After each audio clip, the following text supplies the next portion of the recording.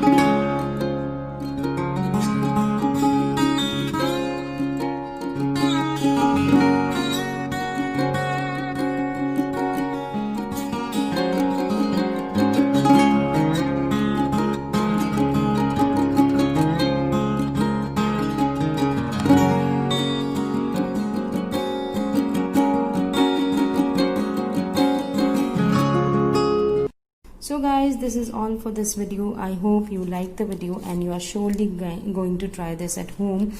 If you really like the video, then do like, share and subscribe to my channel and press the notification bell icon so that whenever I upload a new video, you get the notification. Thank you so much.